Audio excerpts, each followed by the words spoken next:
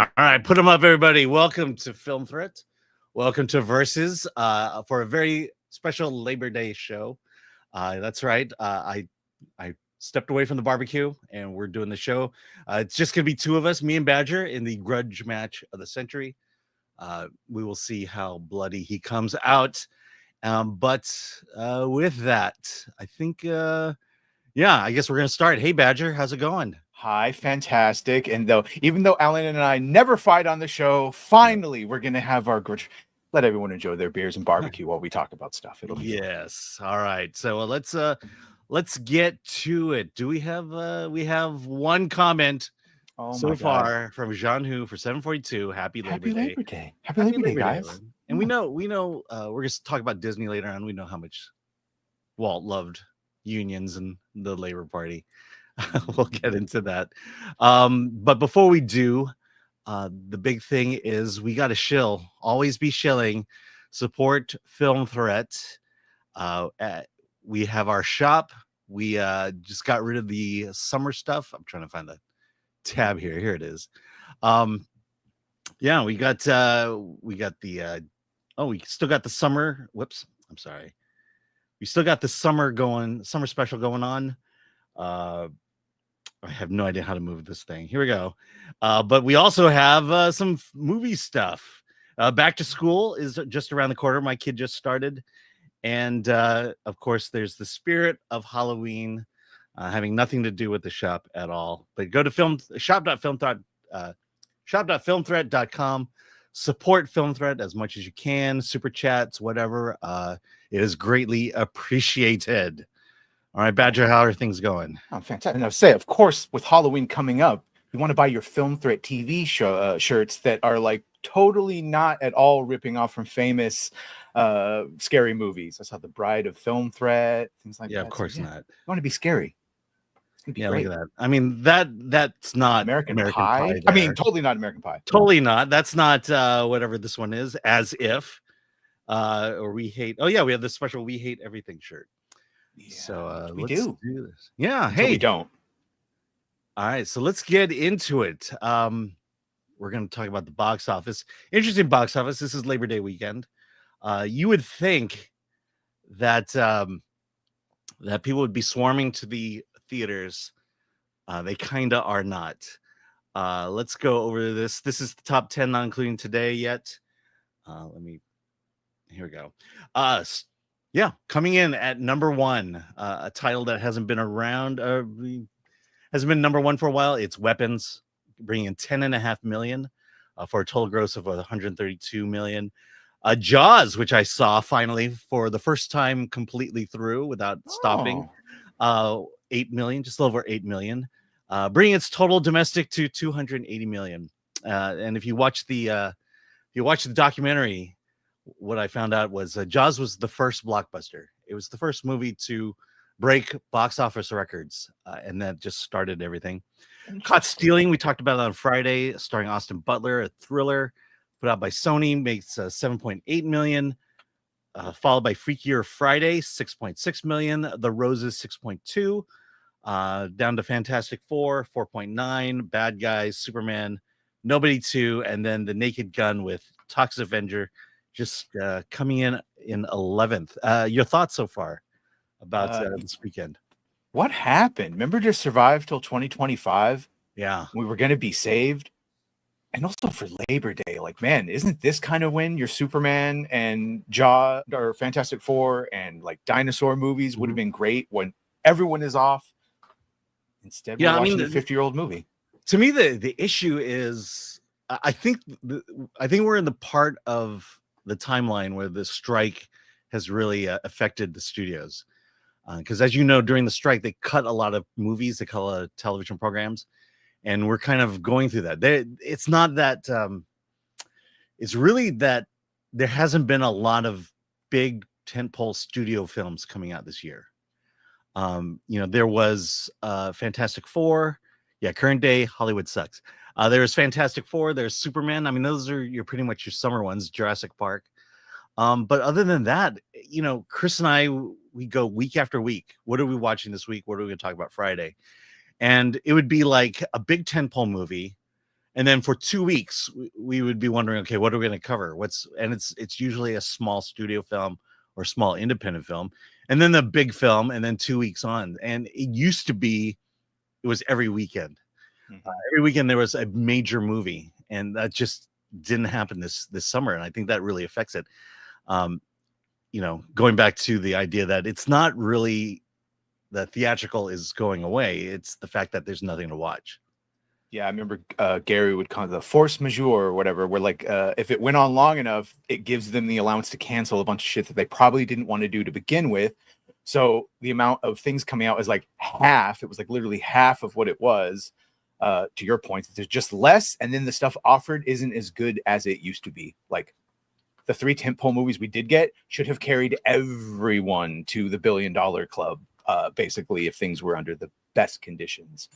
Fantastic Four, a Marvel movie, a DC movie, and dinosaurs. Like it should have just been insane. Right. I mean, again, it just felt like this year there wasn't a lot of movies that came out compared to last year. And I'm not necessarily seeing next year. You have Avengers Doomsday. I mean, is that the big movie of next year? If we make it, if we make it there, hearing what's going on that set. Yeah. Well, is it next year? Wouldn't Spider-Man be the? Oh, Spider-Man. Yeah. Well, I think Spider-Man is the spring blockbuster, and then the summer, I believe, hits off with Avengers, if I'm not mistaken, or it's gonna be in July, end of July, like the last 2 big Marvel films, because we were at Comic-Con when they came out. I'm shocked Freakier Friday did it as well as it did. I'm shocked Weapons has had the legs that it has had and gone like way past breaking even into profitability. And that dude's going to get all the clout to do whatever he wants now. Yeah. Yeah. Well, like you can go back to our review of Freakier Friday. People underestimate Freakier Friday. It is not a bad movie, and it actually has kind of a good message behind it. It harkens back to the old days of the Disney live action movies. And look, none of them were Oscar winners, but they did the job, and I think Freakier Friday falls into that. Yeah, no, it had a good message. I watched it. I didn't feel alienated or attacked. And at the end of the day, it was about family. So yeah, maybe that's why it's resonating with people. Yeah. The other one is The Roses. It's 5th. What's interesting here is, we're kind of the top 5. It's from 6 million to 10 million. That's that there is a gap there, but the fact that nothing hit 11 or hit 15 million, 20 million says a lot. Did you see The Roses? Regrettably, I was not able to, but I did see several of the trailers several times, and I think I kind of know what I was in store for. You ended up liking it, right? It's like the War of the Roses remake. I did, and to me, the worst thing about the Roses is the trailer. The trailer essentially gives away the entire third act, but it's everything that leads up to the ending. I mean, it's supposed to be one of those cringe movies. Bickering couple.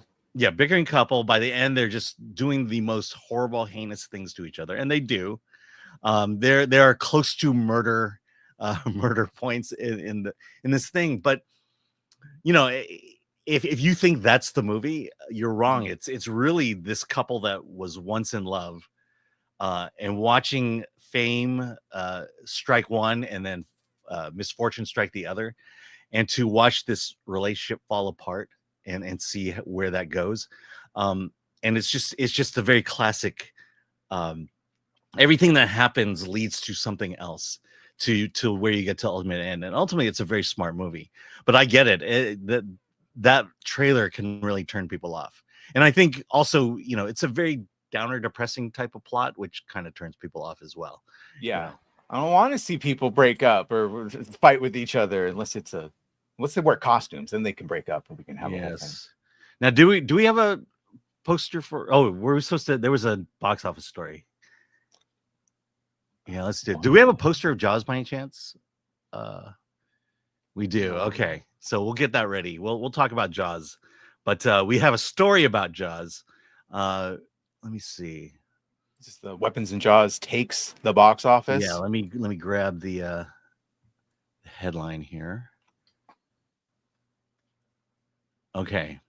Let's see. Box office from Hollywood Reporter. Weapons wins Quiet Labor Day with 12.8 million. Jaws beats Caught Stealing and The Roses. Badger, if you could read the story.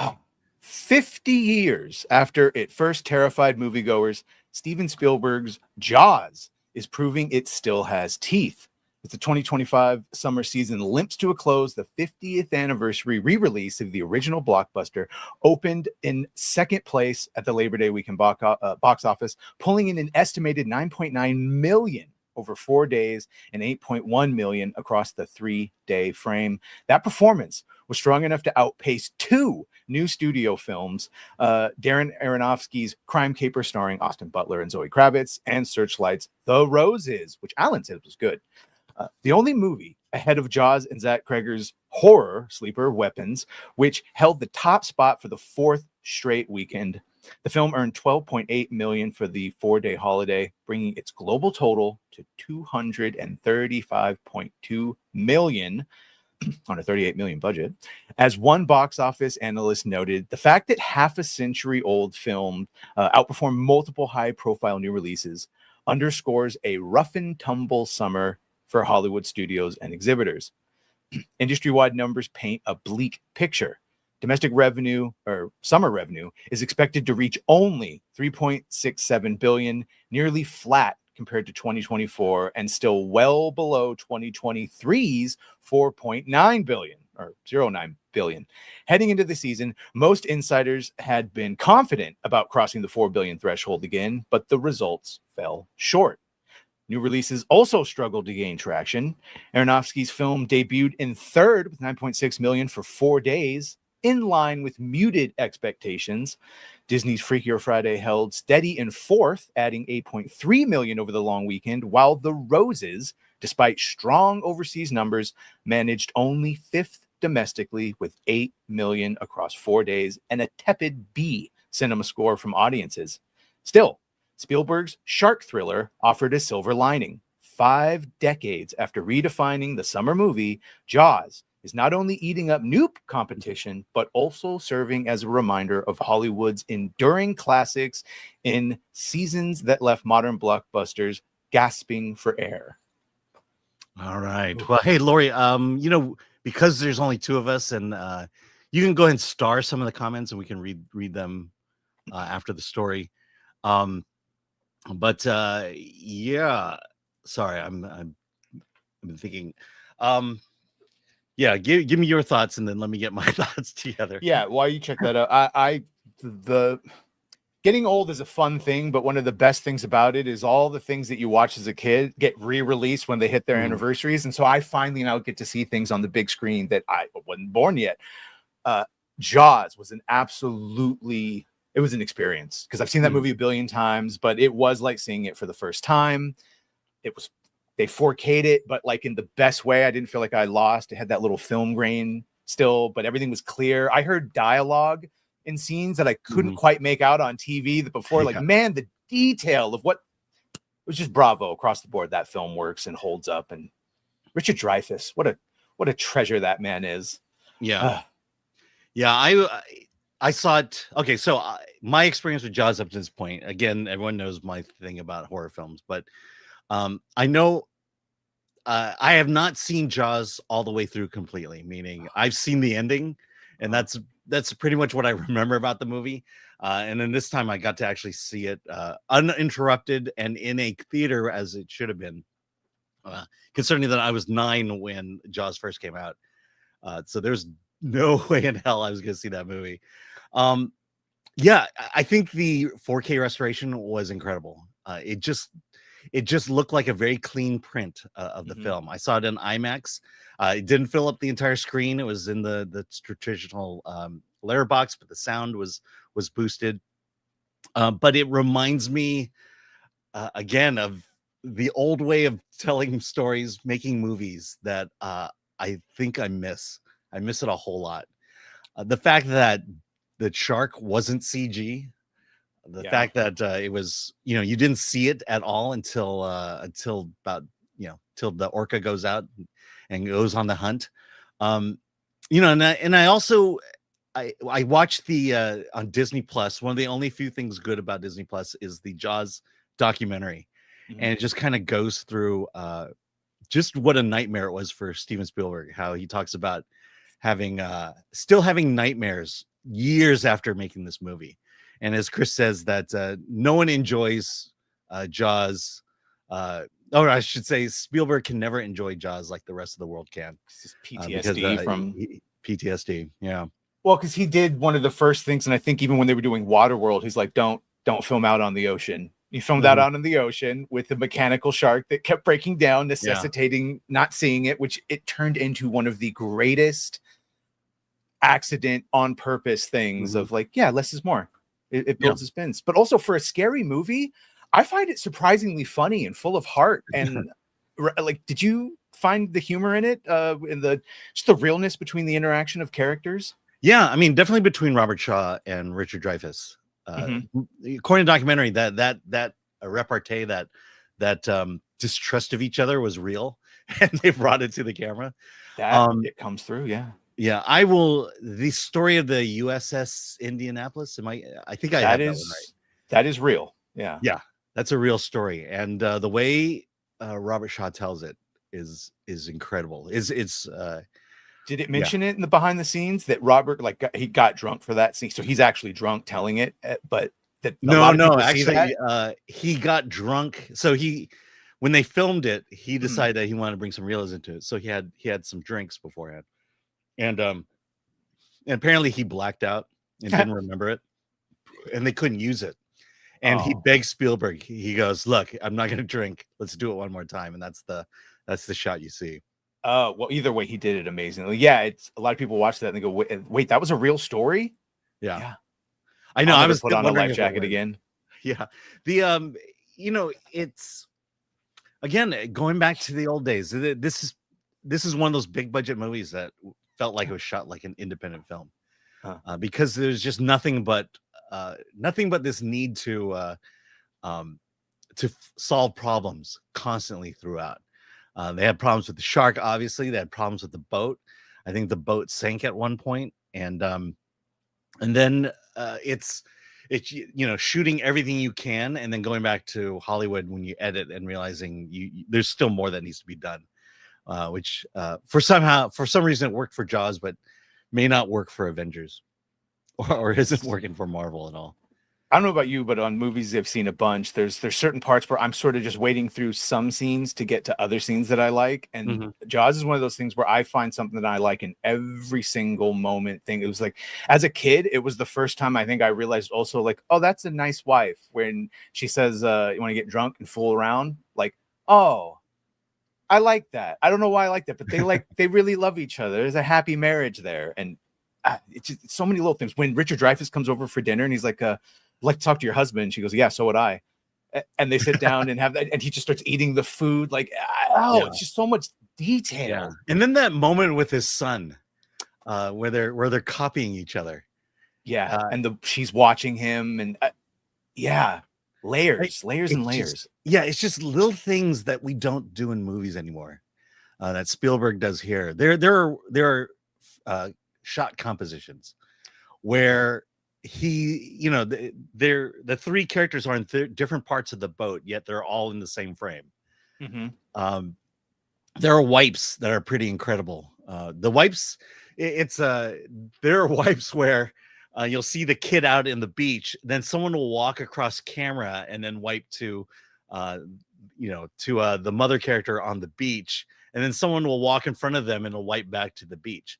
These are just again things we do in films that ways films were shot before that we just don't think about or don't do anymore. It's across the board. It's that his dialogue, because I'm seeing chat say all the things when he just starts opening the wine. You may want to let that breathe. Never mind. Yeah. And Martin, like, when he pours the large glass of wine and then with the ice still in it, and you're like, oh well, we see where his mood is at. Can you do that? I could do anything. I'm the chief of police, and these little drunk slurs. He says it like, oh, it's just so good. Yeah, but see it harkens back to the time when little things informed the character, devils in the where details. You didn't have to say it, where you just watched what they did. Like the whole sequence with his kid when they're mimicking each other, you know, informs not only the characters but the scene and where they are at the story at that time. You know, and then you know, again, we can't talk about this without talking about John Williams' score.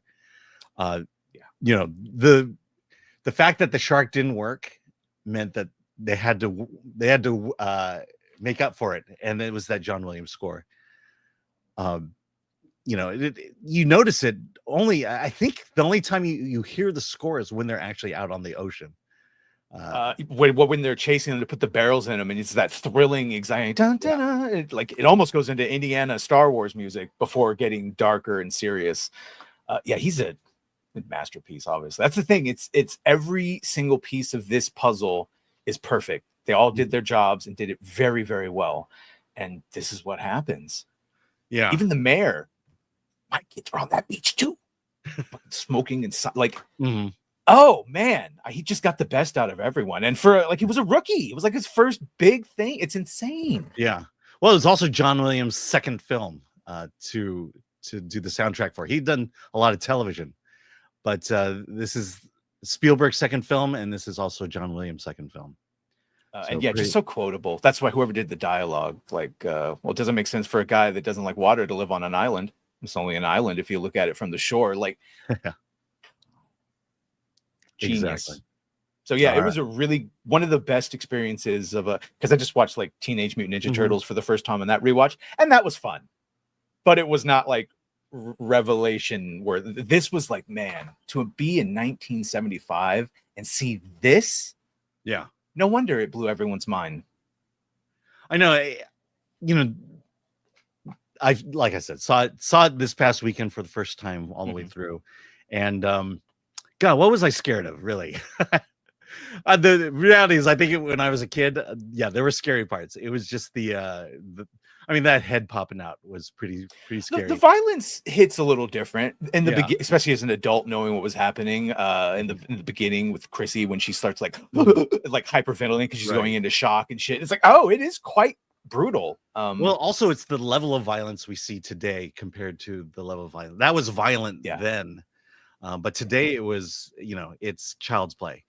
And again, can you imagine if Spielberg had computer CG technology for this film? You know, would it have been the same film? Could have been the same film? Because clearly he would have shown the shark much more. It was only through not being able to that it forced this creative decision, which ended up like, you know, a lot of things happen by accident and end up being perfect. And I think this is one of those that like, you can just maybe show less of it. Yeah. But then again, what if you gave Spielberg computer graphics technology and asked him to make a dinosaur movie?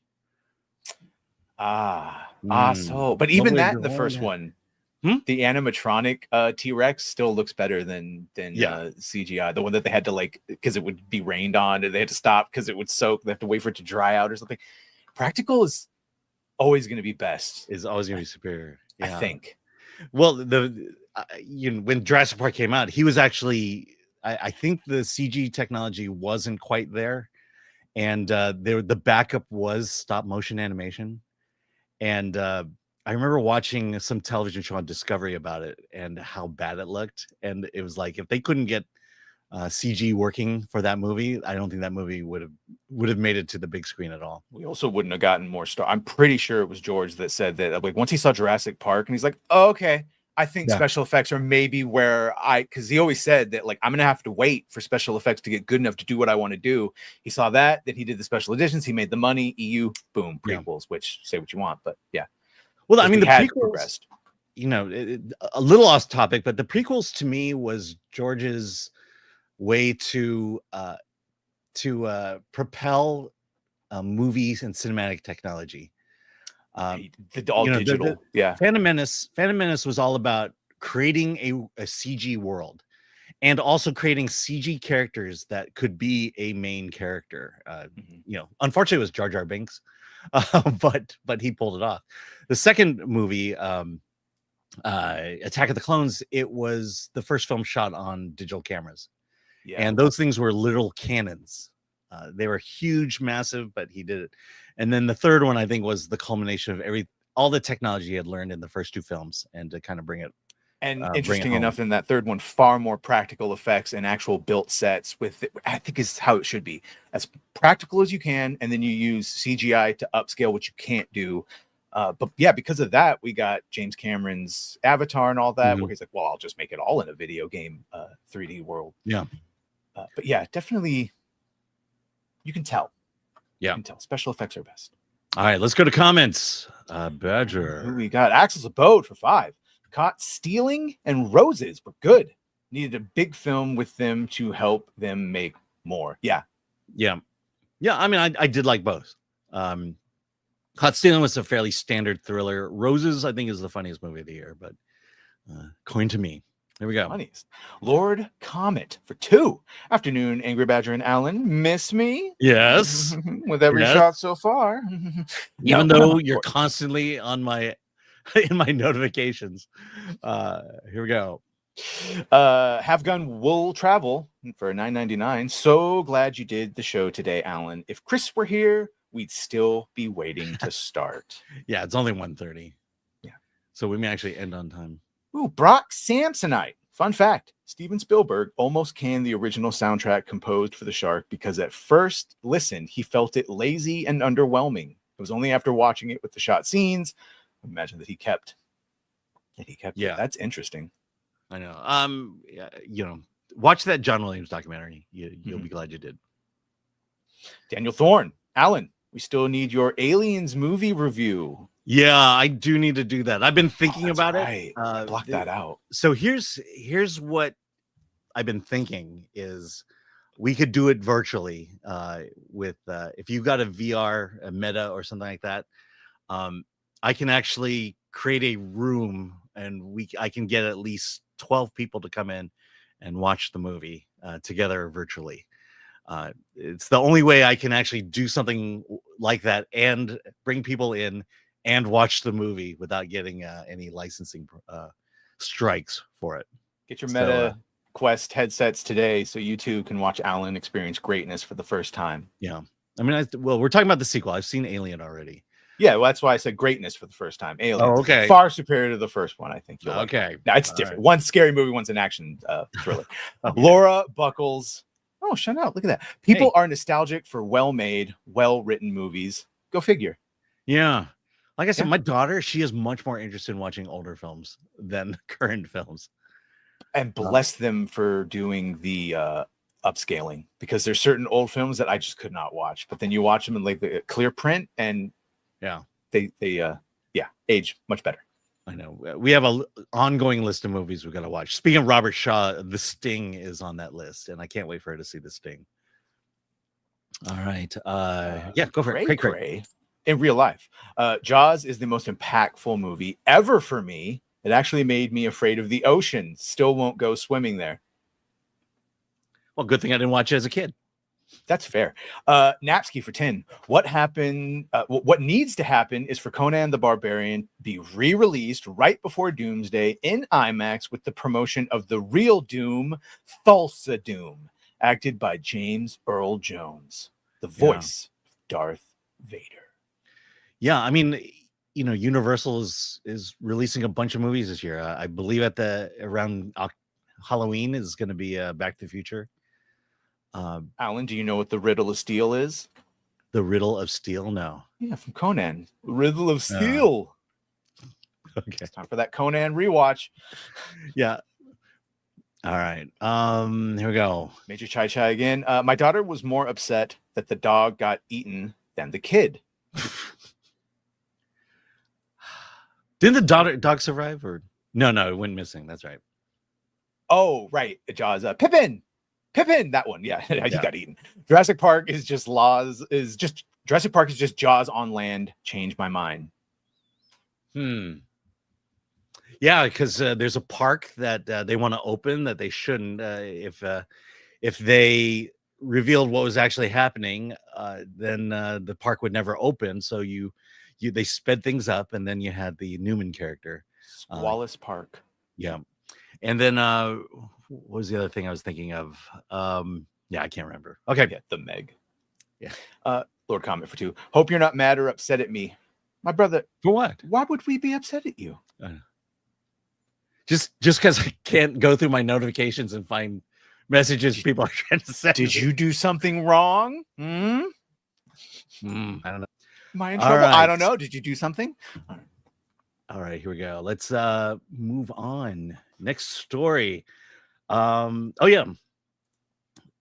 This is something I always look forward to, or at least in the past I did, but there was an event in Orlando and it was D23 Destination. So I have been to, let me see. I don't know why my mouse isn't working. Yeah, so every other year in Anaheim is the big D23 Expo where Disney comes to Anaheim, across from Disneyland to the convention center, pulls out all the stops, and then they have a mini one in Orlando, and that was this past weekend while Chris was at Dragon Con. I hate this. All right, Badger, let's find out what happened at D23. At Disney's Destination D23 event, stars and filmmakers from Pixar, Walt Disney Animation Studios, Walt Disney Pictures, and Disney Plus delivered a wave of exclusive reveals, setting the stage for what's next across the company's storytelling universe. The reveals began with a blast from the past, a brand new Ice Age adventure, officially titled Ice Age Boiling Point.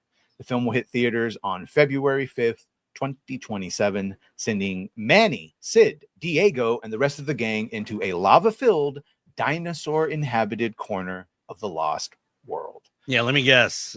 Climate change. Those dinosaurs weren't driving all those cars. Digging its own fossil fuels up. I don't know. It's got it separated here. So Pixar would be the first one. Okay, let's talk about Pixar. Go. Dominated the spotlight with Toy Story news. To celebrate the franchise's 30th anniversary, the original Toy Story will return to theaters beginning September 12th. Fans got their first glimpse of Toy Story 5, set for release June 19th, 2026, which will introduce Conan O'Brien as Smarty Pants, a sharp-witted new toy and a story that explores what happens when Buzz, Woody, and Jessie face off against kids' growing obsession with technology. Pixar capped its presentation with a sneak peek at Hoppers, a comedy adventure about Mabel, a college student who gains the ability to hop into the body of a robotic beaver to save her cherished forest glade. Okay, so the Jennifer Lee era is over. Pixar is coming back with Toy Story 5 and Hoppers next year. Are you excited about? What do you think about the idea that Pixar is returning to form? After covering every single segment that you did on the D-Files, the ousting of Jonathan Lasseter, the replacement of all the things for all the reasons. Yeah. This would be the hope that, oh my God, is there light on the other side of the tunnel? Heard about certain people coming out of retirement to teach animators because remember, everyone forgot how to make stuff. And I don't know. I haven't watched the last Toy Story, so to me, there's you don't need to. Right, that's what I was thinking. So I'm kind of afraid it might go that direction. But yeah, if they've, you talked about they canceled that one Iranian film for whatever the reasons, and they took a bunch of messaging out of Elio. So it's like maybe they'll just give us right? Maybe. I mean, look, Toy Story 3 was a great ending to a trilogy. Toy Story 4 was just I don't know who thought it was a good idea. I know that Rashida Jones was behind it, and then she got canned from it. Look, the story, the idea that what is it? Basically, it's the toys are being replaced by technology. That kids are more interested in their tablets and their phones than they are about action figures and dolls and stuff. That's a good Toy Story idea. The idea of it harkens back to the first 3 movies. That these classic toys are their mere existence is being threatened by new toys, and Woody was being threatened by this space toy. I mean, that's the thing, right? That these stories have always played around with, especially from a toys perspective. So the idea works. The question I have, and I think deservedly have, is, I just don't trust Pixar to be able to tell the story right. Trust has been lost across the board, I think. Yeah, I mean, everyone's back. Tom Hanks is back as Woody. Tim Allen is back as Buzz, and Joan Cusack is back as Jessie. The pieces are there. I just don't, those first 3 movies were driven by John Lasseter, and he's not there. Yeah. So without him, at least having the people come back, like, say what you want about Lightyear, I think that failed because you didn't have Tim Allen. Mm-hmm. Yes, people would have talked about the gay stuff, but like it would not have nearly the apathy and or anger if Tim had been there. People saw that as a politically driven decision. Right. Yeah, I mean, remove the 30 seconds of gay stuff from Lightyear, and it was an average film. And I think it had a lot to do with the story itself. My understanding is the original story, there was a love interest for Buzz, and they switched the love interest to what it ultimately became. And I think the idea that I think the original idea of Lightyear was that Buzz had to work with his granddaughter to save the day, and it was the grandfather she never knew that put them in the situation, and working through that. That's an interesting story idea. They just weren't smart enough to pull that one off. Here, there's a smart idea. I just don't trust they'll be able to pull it off. Then you have this Hopper movie, a comedy adventure about Mabel, a college student who gains the ability to hop into the body of a robotic beaver to save her cherished forest glade. So there's an environmental message there. And there's also a conceit or an idea that is just not that interesting. Or am I wrong? The idea of a college student jumping into the body of a robotic beaver? No, because that seems like it could be a couple of different things. That's a little transhumanism, something. It's climate change, because that's going to be the issue with the forest being destroyed or whatever, any form of earth guarding. Yeah, it's a weird one. It could also be really cute and funny, but like you said, 10 years ago, I'd have said it's probably going to be a fun little movie, but now it's always like, well, what messaging are they going to put in it? Yeah, and if you're a kid, does that idea surprise you? I mean, a robotic beaver, I imagine it'd be making a lot of crunching sounds as it moves. But I mean, are we excited about that? That's it used to be that they would give you a story, they would tell you the plot of their movie, and there was a level of excitement, and I'm just not getting it there. Yeah, it's gonna be like Avatar, except beavers. Yes. Okay, let's move on. Walt Disney. Before that, Walt Disney Pictures. Yeah. All right. Big updates from the world of Tron. Attendees learned that Tron Ares, due October 10th, will feature a groundbreaking score by 9 Inch Nails, with the music temporarily overlaying the Tron light cycle run attractions at Walt Disney World and Shanghai Disney. Both the 1982 original Tron and its 2010 sequel Tron Legacy have also been remastered in 4K Ultra HD for release on September 16th. Directed by Joachim Roning, Tron Ares follows a sophisticated program played by Jared Leto, who crosses into the physical world in humanity's first encounter with AI beings. The star-studded cast includes Greta Lee, Evan Peters, and Jeff Bridges. Evan Peters. Right. So my thought is, if you've gone ahead and remastered the original Tron to 4K Ultra, if Disney were smart, they would do a theatrical release of the original Tron. Have you watched it, the original Tron? Yeah, when it came out in theaters. Man, it is I'm hoping it's better now, but I tried to watch because I love Tron Legacy. It's like, let me go back and watch it. It was a rough watch. Rough watch. Revolutionary for the time. So this is interesting. Yeah, if they brought back this in Legacy in theaters, I'd go see both. Yeah, I mean, I'll grant you. I think there were. So when I should put it this way, when the original Tron came out, the computer at the time was the Apple II, and my mom, being the computer genius that she is, we had the Apple II and the Apple II Plus and the Apple IIe. That was her job. It was her job to learn these things, and so we benefited from the fact that we had PCs in our home, when I was in junior high, which is pre-80s. Yeah. I remember when Tron came out, that I was at that point just learning about computers, learning about programming in BASIC. I think I even took a class on programming in Fortran, and so Tron was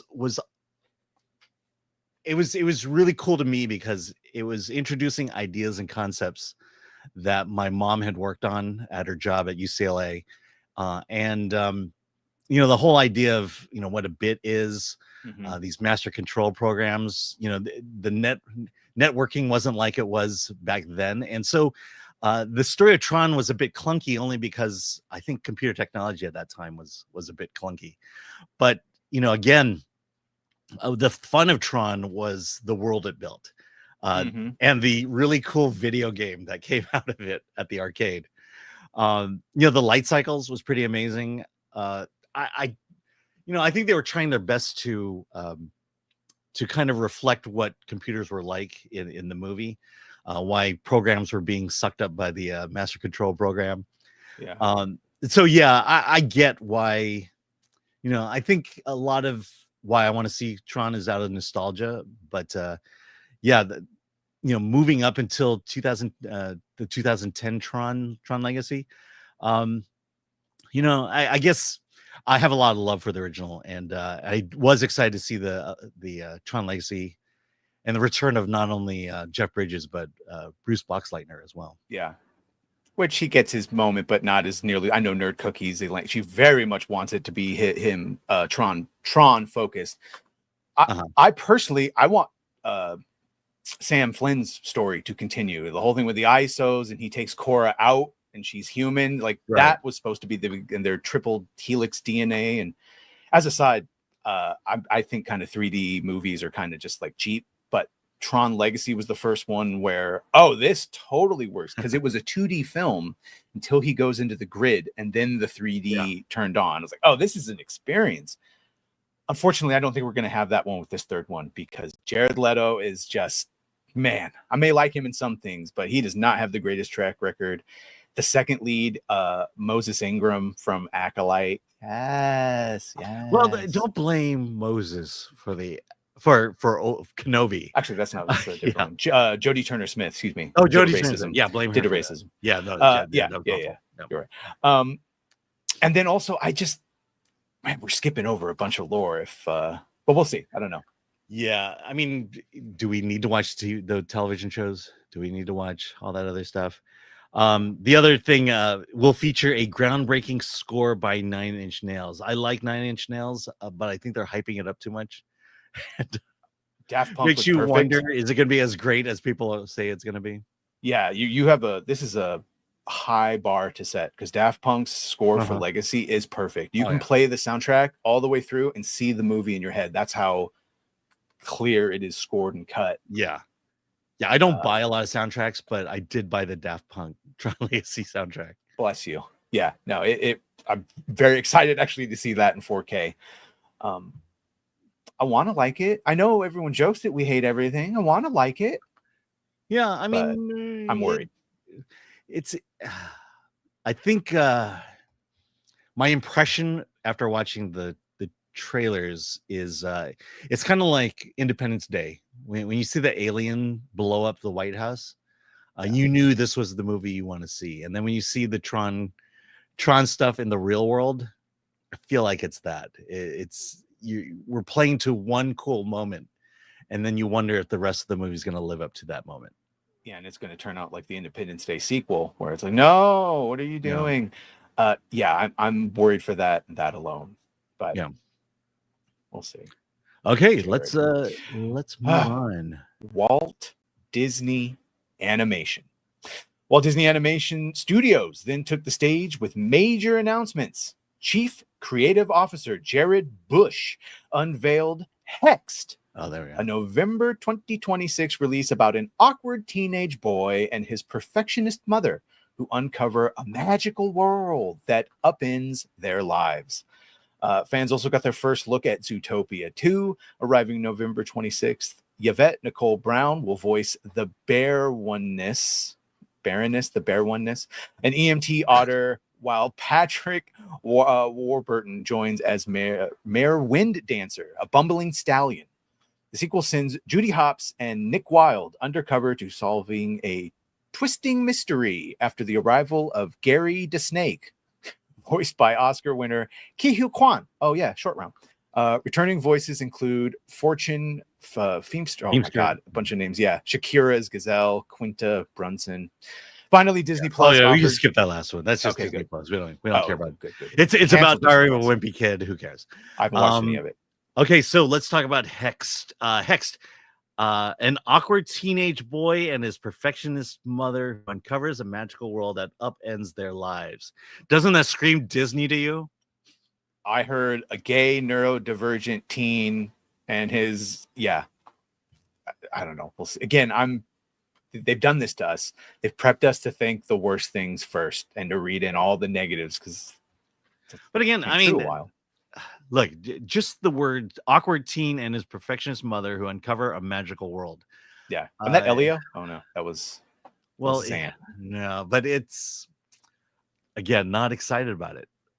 And people have accused me that look, you're an adult, you're not a kid anymore. And I have to wonder if the kid me heard that.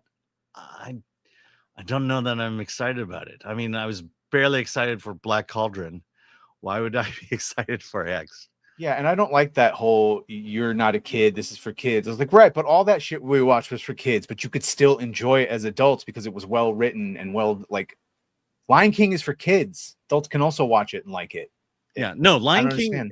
Look, Walt Disney made movies for families. He didn't make movies for kids. Families. That's a great way to say it. Yeah. No. And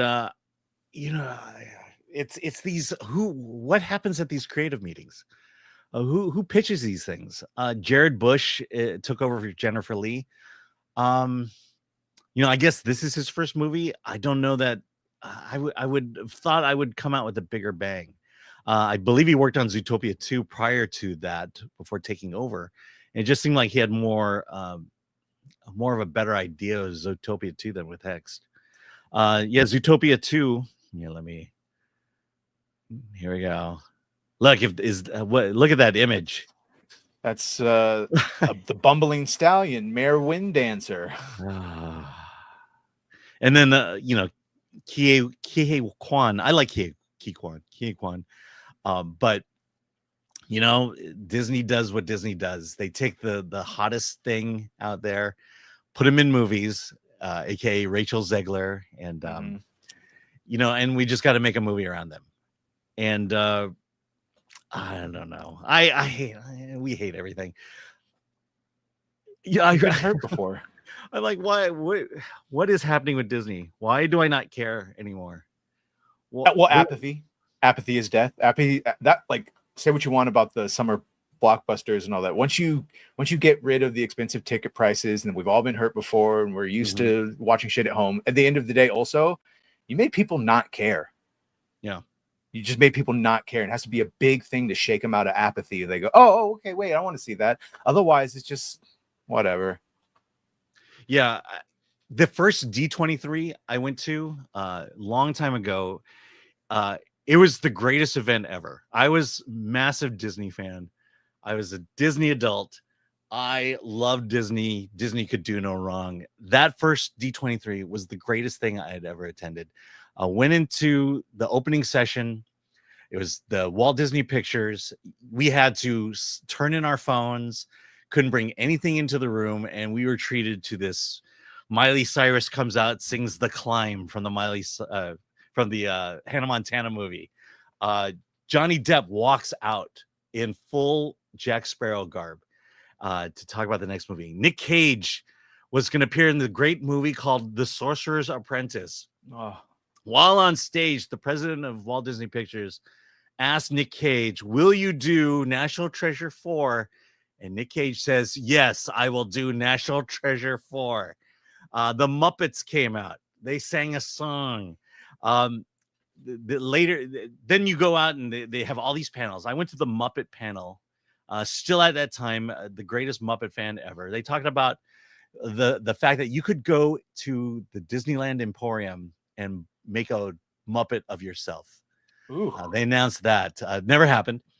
And then at the end of the Muppet session, they said, look, session's over, but if you want to meet Fozzie, Gonzo, and Pepe, stick around, get in line, and you can talk to them and get a photo op. And damn yeah, I stuck around, got a picture with them. It was one of the greatest moments of my life, and dare I say, greater than the birth of my child.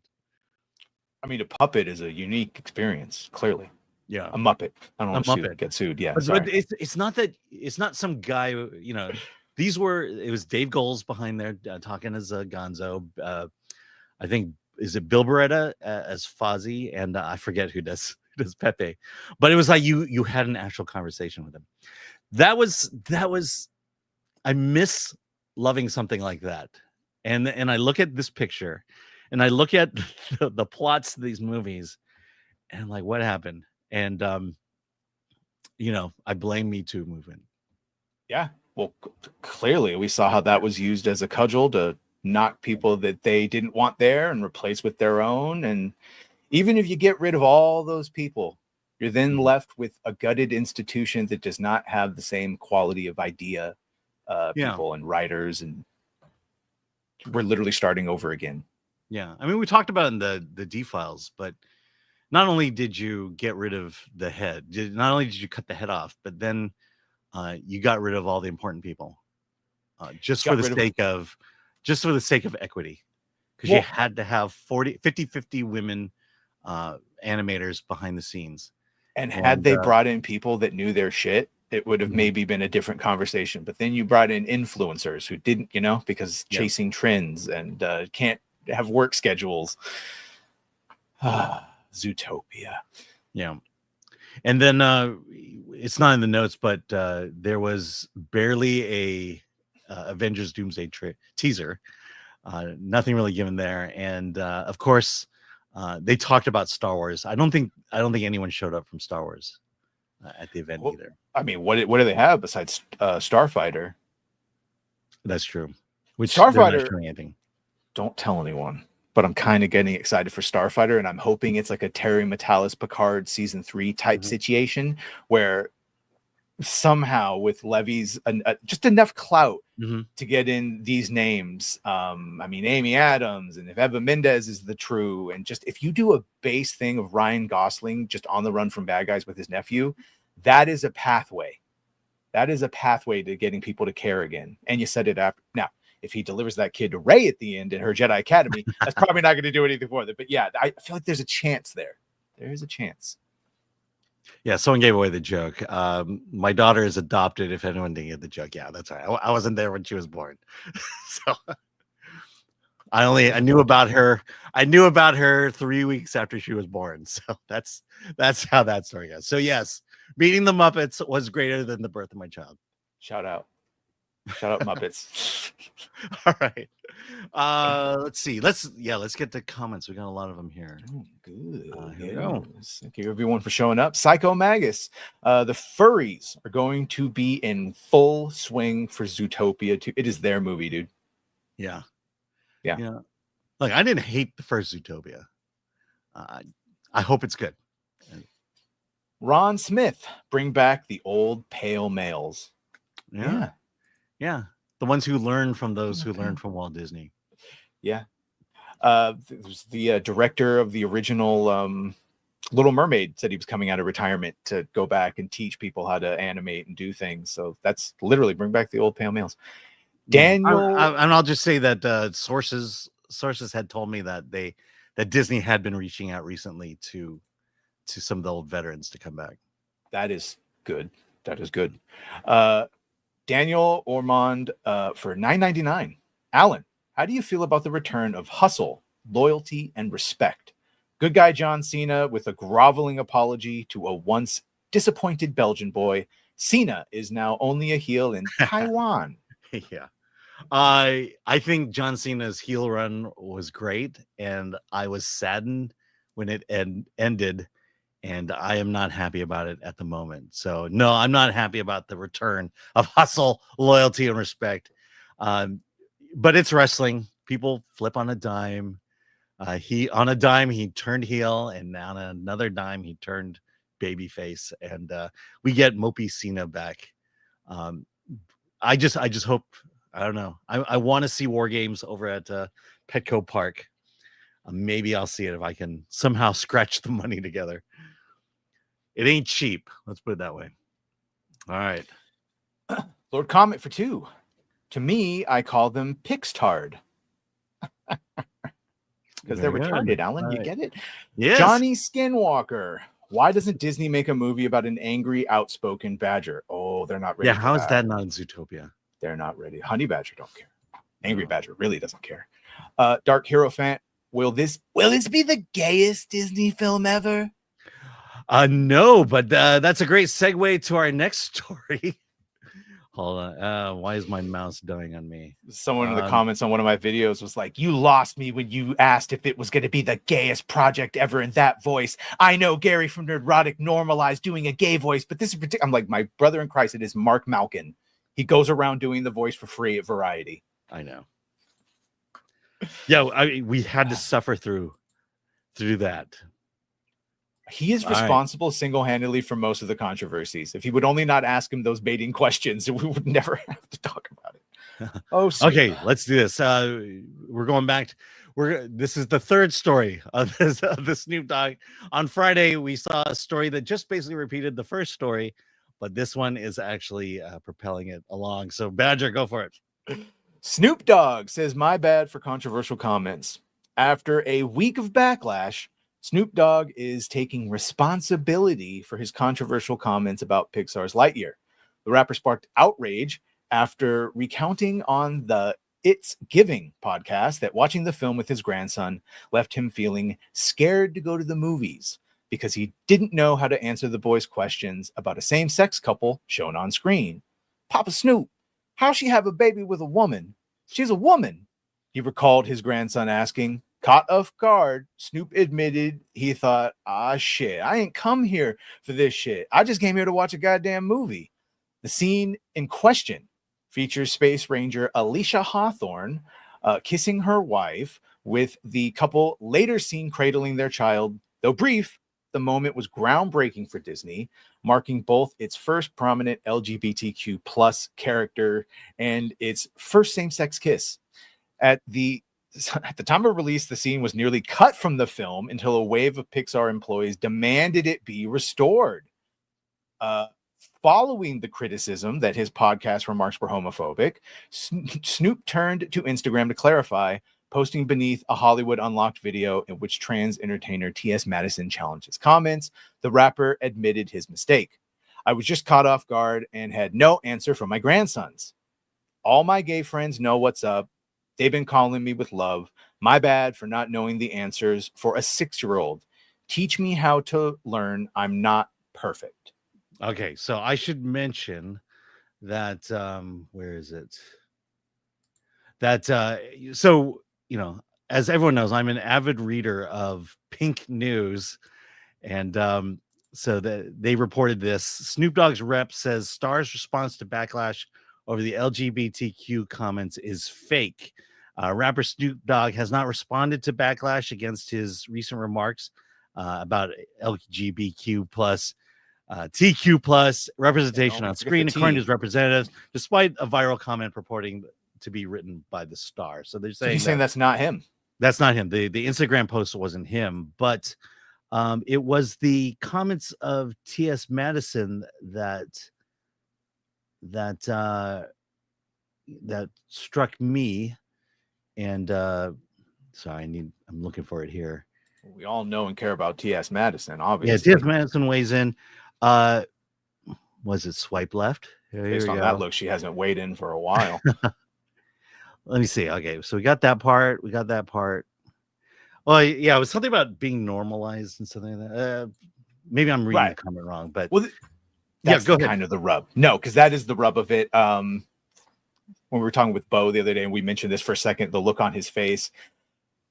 When you say you're not ready to start that conversation with a child, what they hear is it would be the equivalent of like if it was a white man and a black woman together, and you like, well, I'm not ready to have that conversation. And to them, it's like, but that's just reality. People, that's how normalized they want to see it. But the reality is that's not the same, because as we talked about on I think the last verses, most people are born straight, and it's always going to be that way. And so things like that, while representation is important, that's always going to be a niche audience. And when you try to make it mainstream and normalize it across the board, that's when you start getting this disconnect and pushback, and it feels like propaganda, because it is. Yeah, it goes to, I remember, so when my daughter was starting elementary school and going to school with her white friends, uh, the point I bring up is, I didn't feel the need to have to teach her about racism at a young age. Yeah. I didn't feel the need that all throughout elementary school that she needed to learn that people were racially different, which she could clearly see. But I didn't feel the need to teach her that about white privilege, about how the fact that all her friends, her parents wish you weren't around, or things like that. These are really dumb things because none of it's true. And also the idea that I wanted to teach my daughter to accept her friends and her family as themselves, to judge them by their character and not by the color of their skin. And so we just never talked about, that they're different, or that you're different, or that somehow their difference means something more than you. That being white was something that was a privilege to them. I just needed her to just be a good person and make friends. And that's what she did. She had a very diverse group of friends. The same thing happened to me. My parents, my entire life, we have never talked about racism and race. Even up to my mom's death, and even to today, we never talked about white people this, white people that. I didn't really learn about racism until I got to college. It's the fact that you don't. What's important is not who your child is and what caste system they find themselves in. You just need them to grow up to be good people. You need them to grow up to be, to learn, to be disciplined. All these other things, they'll figure it out on their own. If they're gay, they'll figure out they're gay on their own. I don't need someone to come in and try to, convince them otherwise, which is a whole other story. And,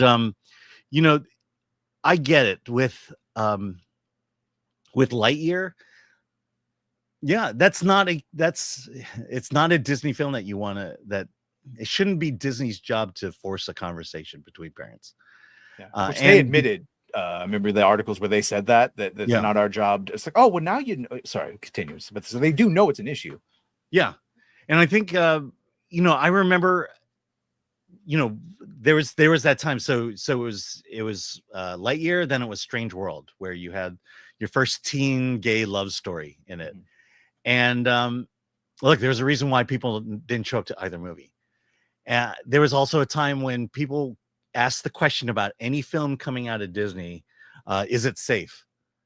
There was a time where you could just drop your kids off at the theater, which my parents certainly did. It's a Disney movie, so it's safe. And so I go in, watch it, and had a good time, and nothing. That question, the fact that parents have to ask that question nowadays says something about just how far Disney has fallen. It is not up to, if studios want to make money, they will play to the audience and not preach to the audience. And I think that's what hopefully the lesson Disney is learning, and the jury is still out if they've done that. Yeah, well, also, Alan, it sounds like you were raised very similar to the way I was. Like, when people say racism didn't exist, of course it did, but we were so over it that it was a rarity, and it would be widely mocked if anyone actually came out and was a hardcore racist. Yeah. I also was raised that it doesn't matter what your skin color, ethnicity, sexuality is. It only matters the content of your character and how you treat people. All that matters. But the problem is, somewhere in there, they turned it and it was like, oh no, all that matters is your skin color. Unless you're white, and then you're the demon. And then they turned it all in their head in this weird victim oppression Olympics, and trying to and they successfully restarted issues that had long since been moved past. So now you can't do a Will and Grace. This is what I was talking about with Bo DeMeo. We're like, how do you fix it? Well, unfortunately, you lost ground. We had Will and Grace. We had all those. We can't do that anymore. For a while, we needed to do formula, family friendly, because you alienated everyone. You actively regressed your movements. Yeah. Well, the goal of equality is gone. Yeah. It's not there anymore. It's revenge. It's reparations. It's punishment. You know, it's the, I think we were on a good path. Look, growing up, there was black television. Wasn't a whole lot of Asian television, but I didn't care. I just wanted good television. And today, I think it got to a point where someone finally realized that if we don't stop this equality movement, then we won't get our reparations. And for some reason, it just all ended. Yeah. I say I grew up surrounded by on TV good black dads, Parenthood, and like Moesha and Family Matters and Sister, and like all these things that you hate to say Cosby too. At one point, I would have said Cosby because it was a successful black family of like a lawyer and a doctor, and their kids weren't fuck ups. That's all gone. It's there, but in a different way. Like when Alan said there was black TV, it's called UPN. I was watching it too. We had beaten it. That's why it's so alienating to see what they've done, and that now you can't have a gay person in something without someone going. You can't see a white and a black man or a woman together, like an interracial couple, without them going. Did they? Yeah. Was that a? Well, I brought it up on Friday. It's about black characters, POC characters. They're driven by their identity and not by their character. You have to now, gay characters have to be oppressed. Black characters have to be oppressed. Yeah. Asian characters are basically non-existent. And, everyone has to have some form of oppression, and that character is defined by their identity. They're no longer defined by their actions. Yeah. And that is why storytelling nowadays, that's why people watch storytelling of the past than they do today. Yeah. Oh, because people were more nuanced in stories back then. All those Disney that we used to watch, all of it, at the end of the day, it was about being a good friend, being loyal to your friends and your family, and just being a good person and trying to do the best thing for everyone. Like all of those movies boiled down to that until they didn't. And then it turned in, something a little bit more nefarious. Yep. So return, please, just return to basics. All right. So far, Snoop Dogg has said nothing. And I would just say nothing either. Just walk away, let the statement stand. I felt like almost universally, most parents were like, right, that's what we're talking about. We're not trying to take our kids and family to a movie and then have to start these life conversations, especially for a 6-year-old. Yeah. What's that? The whole 80-20 idea that we're so hyper focused on the 20 that are offended that the rest of the 80 just doesn't care. Yeah. And it becomes noise now to where it's like, oh God, another one. Here we go. This week's controversy. And just so many examples of it not working, of aiming at a very small audience that was never going to be able to sustain your product to begin with and alienating the larger group because you resent them. Exactly. All right, let's go to comments here. Oh boy. Zuki Bites for $4.99. Hey Badger and Alan, will either of you be going to see Demon Slayer Infinity Castle? I will if I can get my daughter to see it. She has watched Demon Slayer. But she says she doesn't really want to see the movie. So we'll see. Yeah. I have no idea. All I know is, isn't Demon Slayer the one with the girl with the bamboo in her mouth or something like that? Anime has satanic vibes. I have co-hosts that they're all going to go watch this. So I'm sure they're going to like it. I'm very hit or miss on anime. I either don't like them at all, or I really like them, like Solo Leveling or something like that. I will not be going to see it probably. Yeah. I remember watching the My Hero Academia movie, and it's like, I have no idea what's going on. Yeah. Not a clue. And yet my daughter is like going nuts over it. Oh, it got a huge clap in the audience when the trailer came on, so it's probably going to do really good. Chris Toki, apologizing for reality is so gangster. Yeah. But apparently he didn't. I don't think you should have to apologize for your opinions. Maybe that's just me. Which is the voice. The voice talking about getting him off the show, though. That's not good. Username on YouTube. Bezint the nizzle my nizzle. Oh, is it it's off the hizzle for dizzle? Yeah. Bezint the nizzle my nizzle. Jesus. Sorry. Yeah. So drizzle from my whizzle. That's my main man mayonnaise. Sorry. All right. And Snoop Dogg. here we go. Last one here. Jimmy J. Jackson. Wish Alan was my dad growing up. Yeah, sounds cool. Yeah. Thanks. One's good enough. All right, here we go. I guess we're gonna end a little early. So last story. I got it here. Chris Columbus, director behind the original Hogwarts movie, wanted to turn the stage show into a film, but J.K. Rowling's trans controversy made it impossible. Do you have the story? Yeah. Yeah. Okay. I Go do ahead. indeed. Chris Columbus says Harry Potter reunion is never going to happen. So Chris Columbus, the director who brought Harry Potter to the screen, is reflecting on his legacy and his complicated feelings about the new adaptations of the Wizarding World. While promoting his new film, The Thursday Murder Club, Columbus admitted that working with veteran British actors brought him back to his Potter days.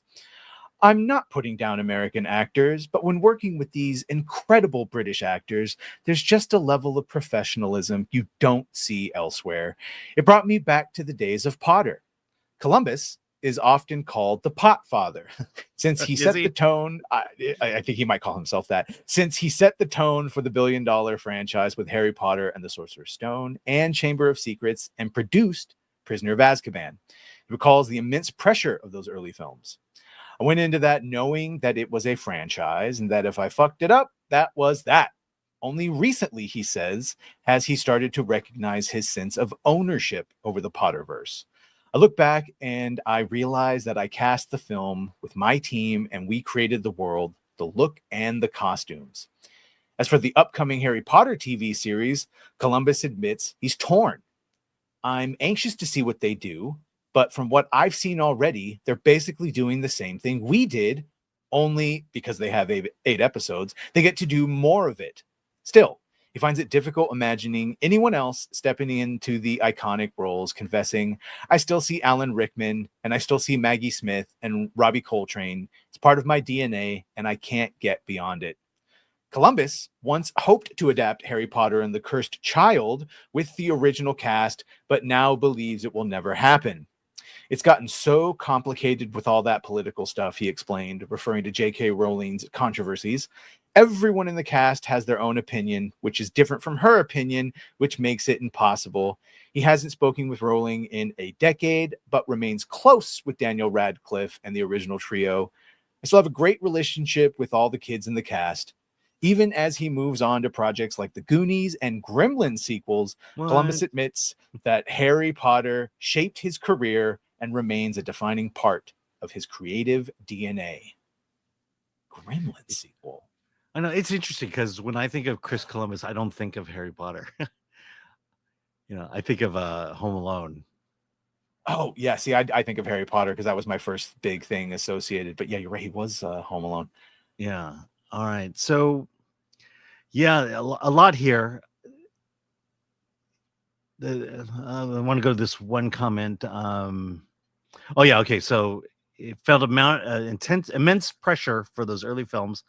I went in knowing that it was a franchise and that if I fucked it up, that was that. Yeah, he's right. And he goes on to talk about it. When it comes to the television show, I think I'm with him. You got it right the first time, but at the same time, I'm kind of interested to see, can really focusing in on the story. Will Did you that read all work? the books?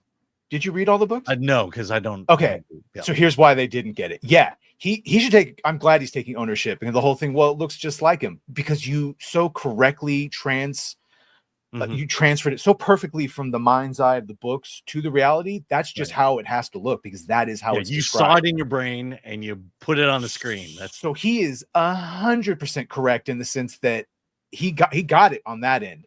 That being said, they butchered those books. There are tons of things that happened that should have happened, but they cut out. There's tons of the things that Hermione does that Hermione didn't do in the book. It was Ron that did it, but they gave it to Hermione so she looked better and smarter. And that's the point, is to get full, girthy, detailed, because the devil's in the details, like in Jaws.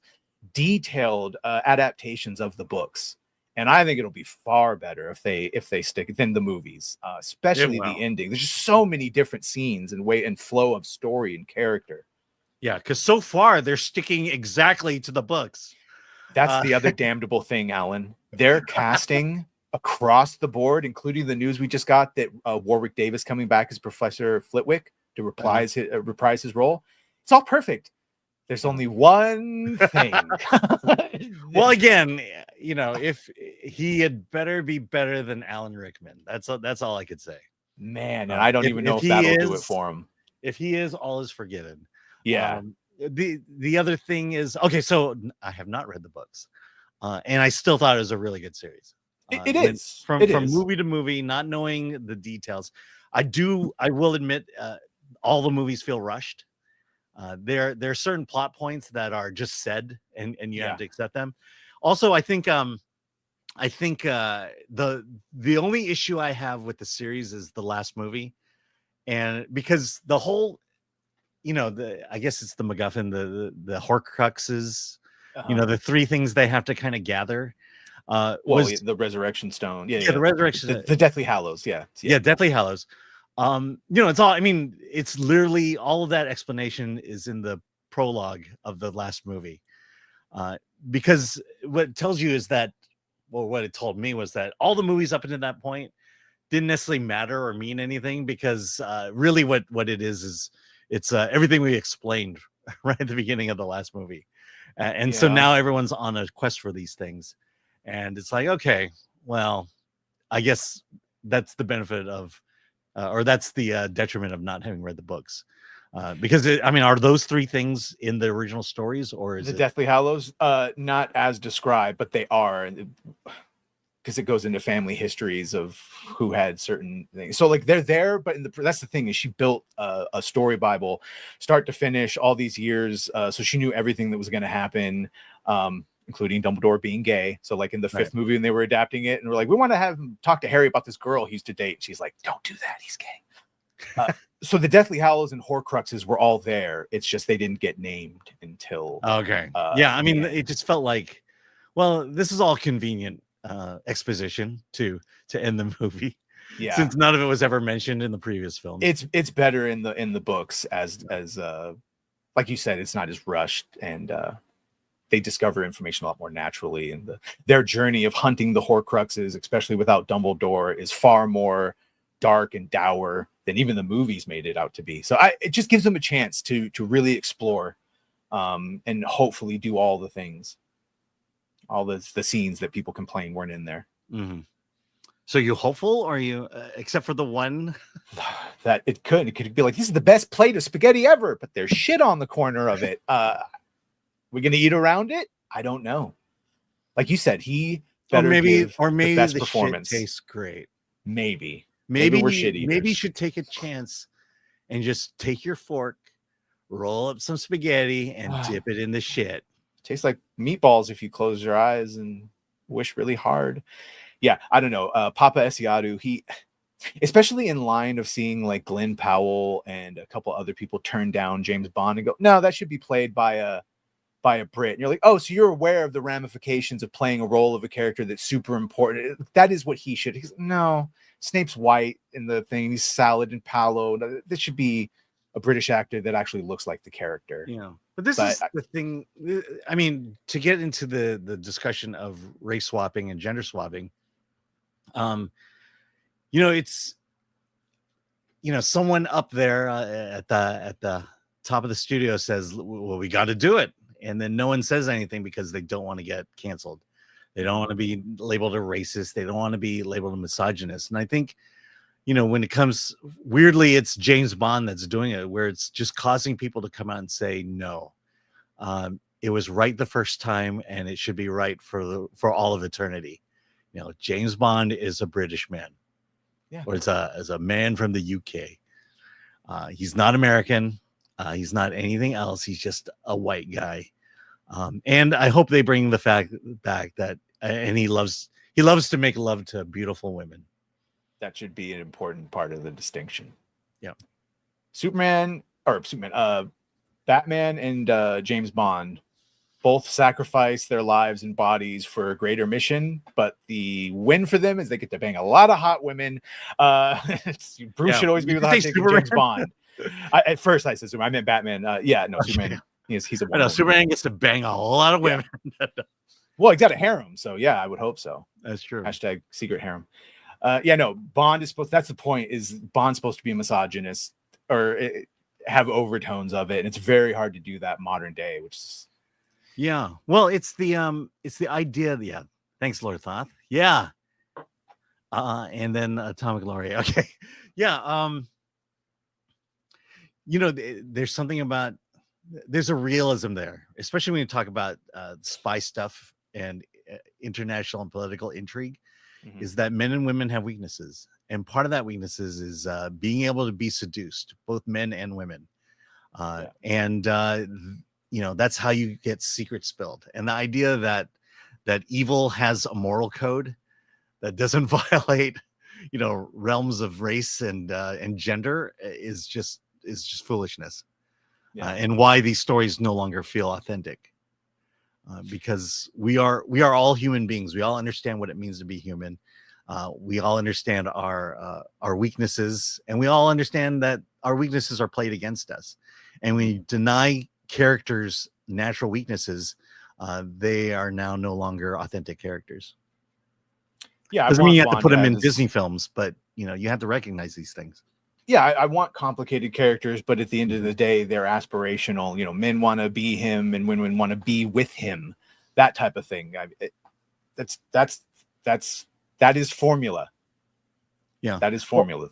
Well, also the fact that we don't relate to perfect characters. Right.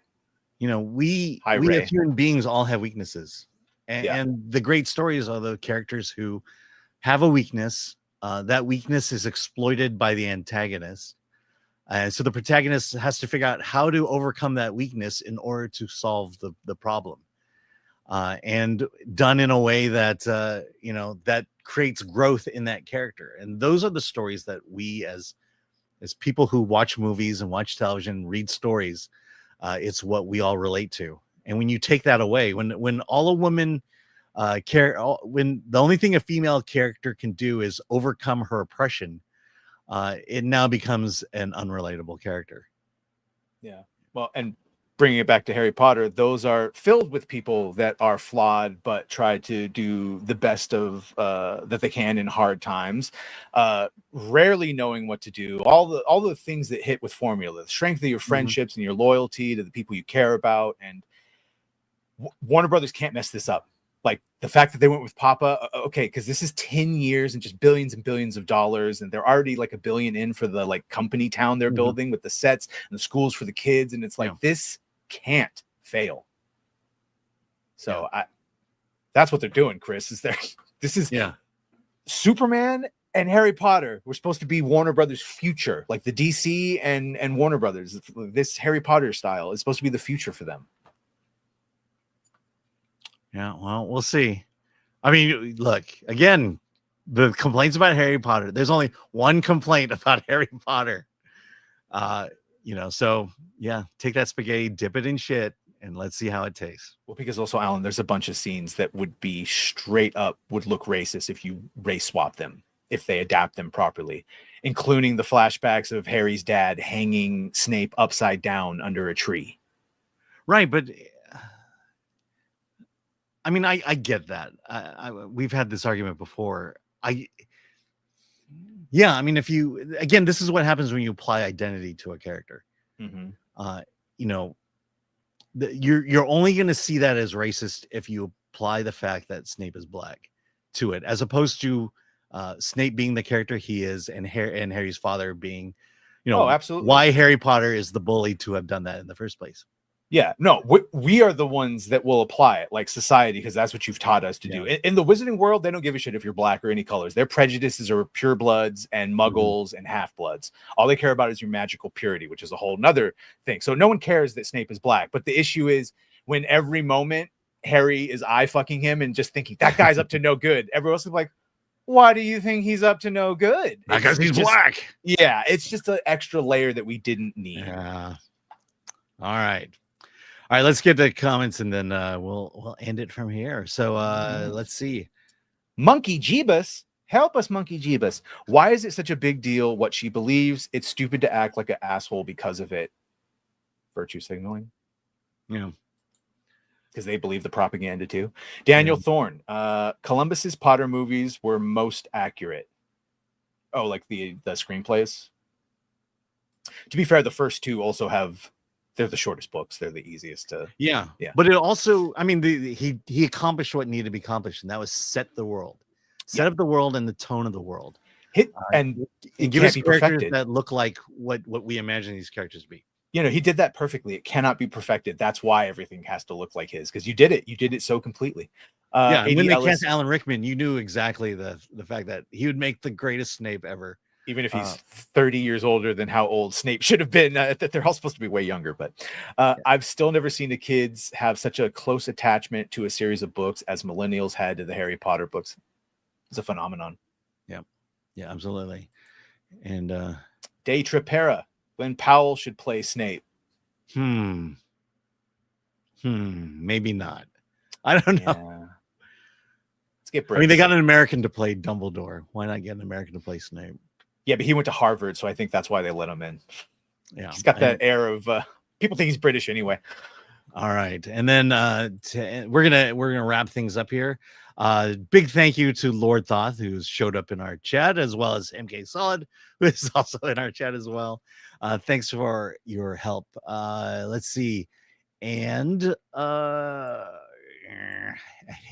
hate new StreamYard. Badger, what you got going on? Hold on. Start over again. 3:30. Badger Cast coming up in an hour. You know the channel. Angry Badger 3. And yeah, we're talking about all the things. Flitwick coming back. More Harry Potter talk. Clayface first look. Everyone's excited about that, Alan. Yeah, Clayface. Well, more excited than D23, that's for sure. Yeah. All right, and then I'll be back Wednesday. Chris will be back. He's actually on a plane right now, flying back from Dragon Con. I believe, I don't know what we're talking about, but I think Alien is one of those things. And then we got movies coming up on Friday. So catch us again Wednesday at 1 and then Friday at 9 in the morning. All right. And with that, let's get out of here. If I can, why is it not working? Hold on. Deuces. I don't know how to get rid of this. We're going to just keep streaming. We are. Hold on. Okay, so I'm supposed to get rid of the banners. Okay, we got it. Okay. And then play the outro music.